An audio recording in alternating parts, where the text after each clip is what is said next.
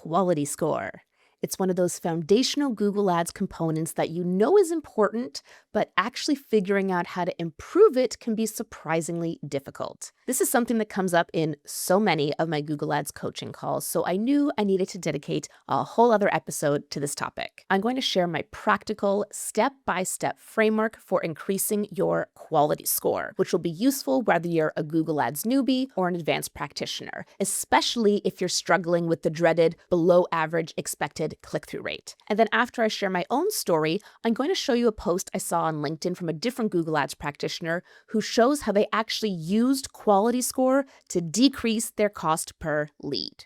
I'm your host, Jyll Saskin Gales. I spent 6 years working for big brands at Google, and now I work for you. This is Inside Google Ads, episode 132, Improve Your Quality Score. Before we can get to improving your quality score, let's do a really quick level set to ensure we all know what we're talking about, because I'm not talking about optimization score. I'm not talking about ad strength. This is your keyword level quality score. Backing up a step, your ad rank is what determines whether your ads get to show in Google search results and where on the page they appear. And ad rank is determined by two factors, your ad quality and your bid. These days, bidding is mostly taken care of via smart bidding, so that leaves us with ad quality, summarized in your quality score. Because it's true, while the actual quality score calculation is a black box, we don't know what the real quality score is, or we'd all try to game it, Google does give us 4 diagnostic columns in Google Ads on your keyword report to get an idea of how your real-life ad quality is doing. This is your quality score, a number from 1 to 10, your expected click-through rate rating, your ad relevance rating, and your landing page experience rating. When I'm analyzing quality score, I always like to start with ad relevance because this is the only one of those 3 factors that you totally control. Are your keywords related to your ad, and is your ad related to your landing page? Your keywords should mostly have an above average ad relevance unless you're running a competitor campaign. If not, you're going to want to revisit the basics of responsive search ad creation. Next is landing page experience. This is often the trickiest to influence, especially if you're a PPC practitioner who has no control over the landing page. So if your landing page experience is generally average, that is plenty good enough for me. If it's mostly below average, I would flag that to whoever's in charge of your website. And if you are the one who's in charge of your website, run your landing page through the free Page Speed Insights tool from Google to see if it's a common culprit like slow page load or mobile issues. That brings us to expected click-through rate, which can really trip people up. You already know that click-through rate, CTR, measures how often people click on your ad when it's shown. Clicks divided by impressions equals click-through rate, CTR. Your expected click-through rate puts your CTR in the context of your competitors' CTRs. Why does that matter? Remember, Google only makes money when someone clicks on an ad. So while you may be willing to pay more for a competitor than a click, if they have a higher click-through rate than you, Google would rather show their ad than yours, even if they're bidding less. It's like gambling. Let's say you have a 15% chance of getting $10 or a 4% chance of getting $17. Google will generally prefer the $10 option. Better to likely get some money than no money. This means you could have an objectively good CTR, like 7% on non-brand search, and still have a below average expected CTR.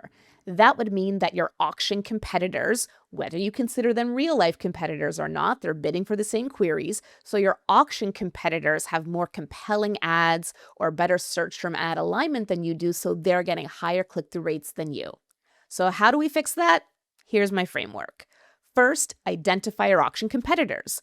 Go to your auction insights report to see who your true auction competitors are. Note that if your search impression share is less than 10%, you might have to skip this step and just guess who your competitors are. Next, spy on their ads. Once you have a list of competitor domains, head on over to the Google Ads Transparency Center, which I lovingly refer to as the Google Ads Library. Type in your competitor domains one by one, see all ads, change the date frame to the last 30 days, and look at the ads they're running right now.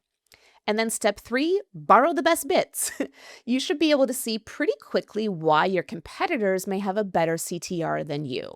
I recommend starting by asking yourself some of these questions. What kind of language are they using in their ads? Which features or benefits are they highlighting? What calls to action are they using? How are they talking about their own business? How are they differentiating themselves? Which assets and formats are they leveraging? What are they not doing a good job at? But please don't copy your competitors.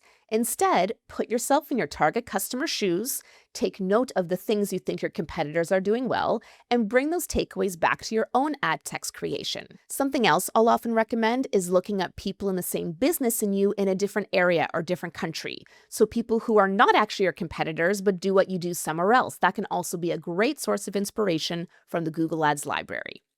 For example, on one recent Google Ads coaching call, here were a few of the observations we had about the competitor ads. First, we noticed that competitors had headlines like "Call now for a free quote" and "Limited time offer," emphasizing free and a sense of urgency. My clients' ads just said "Call us," so you can see how "Call now for a free quote" is much more appealing than "Call us" or "Call now." Next, highlighting a key user benefit. Almost all of the competitors mentioned saving energy, save on your energy bill, save the environment, and my client had not been using any of that language, even though that was true for them as well. And then third, we noticed that competitors were using a lot of different assets, like price assets and promotion assets. This was not an e-commerce business, so my client had never considered that, but these absolutely can still be relevant for service-based businesses, and so we looked into adding that. These are just a few of the many opportunities that we found to improve the ad text and add additional assets, which should help increase click-through rate and therefore expected click-through rate and therefore increase quality score and therefore decrease CPCs. Whew! I hope this framework provides you with a clear, actionable path to improving your expected CTR and, by extension, your overall quality score and campaign performance. Now I'd like to show you a great example I saw from another Google Ads expert on LinkedIn of how they were able to improve their clients' quality score and in turn decrease costs and therefore achieve a better cost per lead. Here's what Kuda Chinara has to say, and I've included a link to this post in the episode description. Kuda took over a Google Ads account where the quality score was stuck below 5, which is not too good and not too bad and sort of average. What makes everything a little bit more expensive. So what he looked at was these three things: how well the ad matches the keyword, that's ad relevance, how likely people are to click it, that's expected CTR, and whether the landing page lives up to the ad, landing page experience. Kuda went one step further than I usually do and weighted this data by impressions and found that in this case, expected CTR was the main problem.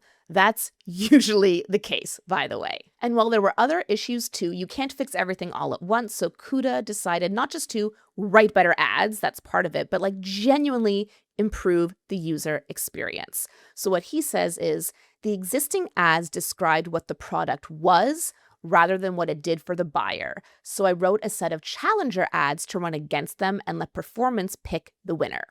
This is what I call talking about features rather than benefits. Features are about you, benefits are about the user. So really great insight there. Kuda also shares how he made landing page improvements, and then the honest part that it did not work right away. Quality score is a lagging signal, so for over a month, his own weekly check-ins kept showing no real change, and this can be discouraging. But even though the quality score columns themselves weren't changing, Kuda says the early indicators were heading the right way. Actual CTR on the new ads and conversion rate on the new pages were moving up, so he stayed the course rather than abandoning this test. Eventually, it moved exactly where we would expect it would. I'll fast forward to the end of Kuda's story where across the account, the impression-rated quality score went from the mid-5s to 6. That may sound small, but the real-life impact of that is that the cost per lead is now at a record low of £37, down from £49 on the same monthly budget. That means the same spend with way more leads achieved through a focus on quality improvements. Again, I'll link to Kuda's excellent post in the episode description so you can check out the full details for yourself. For more details about quality score, I recommend checking out episode 107 of this podcast. I'll link that in the episode description. And if you'd like my help improving the quality of your ads, you can book a call with me at jyll.ca. That's JYLL.ca. I'm Jyll Saskin Gales, and I'll see you next time inside Google Ads.